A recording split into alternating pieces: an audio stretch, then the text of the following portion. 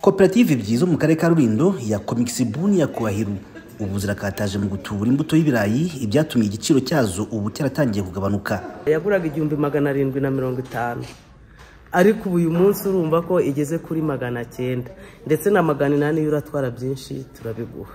Nje mbere y'ibyo dukora byose manje gushimira Perezida wa Repubulika Nyakubahwa Paul Kagame uburyo yatekereje ku bahinzi kugira ngo abateze imbere. Umuryango Caritas wa Kiliziya Gatolika muri Diocese ya Byumba niwo uri mu mujishi w'iki gikorwa cy'ubutubuzi bw'imbuto y'ibirayi, nawo ukabifashwamo n'inzego zinyuranye zirimo umuryango umwe bw'uburayi washyizemo amapaundi miliyoni 11. Musenyeri Musengamana Papias ukuriye Diocese ya Byumba avuga ko bifuza umukristo ubayeho neza kandi ntibyashoboka atariye.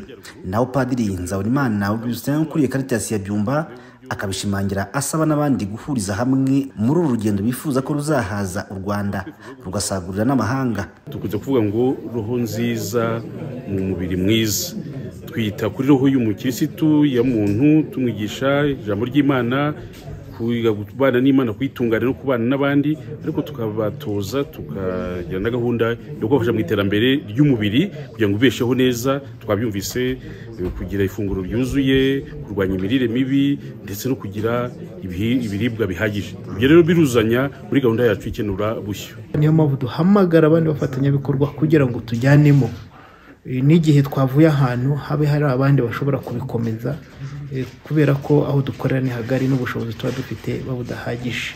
So ni urugendo rero turimo n'inzego zindi dufatanya, ari Minicom, ari Minagri, ari RAB n'abandi n'ibindi bigo n'uturere, tugiye gushyiraho gahunda y'uko nka strategy yo kugira ngo turebe igihe tuzaba twageze ku rwego rwo kuba twihagije mu imbuto kandi nziza dushobora natwe kujya gucuruza hanze. Mwihirero abafite bahuriye bose n'uyu mushinga bamazemo iminsi 2 mu karere ka Gicumbi, Guverineri w'Intara y'Amajyaruguru Umugabo wa Gahunde Maurice yijeje ko amateka y'ubuhinzi bw'ibirayi muri iyi ntara agiye guhinduka.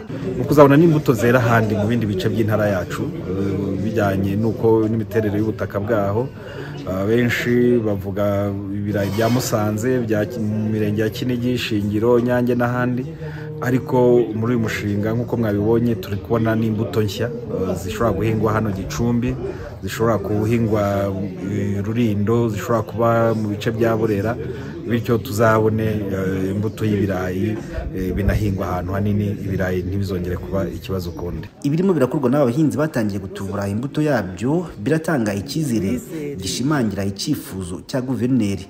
Turashaka ko umwaka utaha ikiro cy'ibirayi mu biribwa zaba yenda ari nka 400, ariko ikiro cy'imbuto ku buryo itarenza 600. Hambere maze kumenya ukuntu nshobora gukurikirana imbuto mu murima kuva nyiteye kugera nyisaruye, n'icyizere cy'ukuntu nabona umusaruro. Kuri ubu hegitari imwe iracyavamo hagati ya toni 8 n'10 gusa z'ibirayi, mu gihe mu bihugu byateye imbere mu butubuzi bw'imbuto zabyo hari aho basaruramo toni 30 nibura. Mu gihe ibirayi biri mu bihingwa 8 b'ingenzi mu gihugu, imibare y'umwaka ushize yerekana ko imbuto nziza yabyo ikiri kuri 4% gusa. Theogene Twibanire Gicumbi.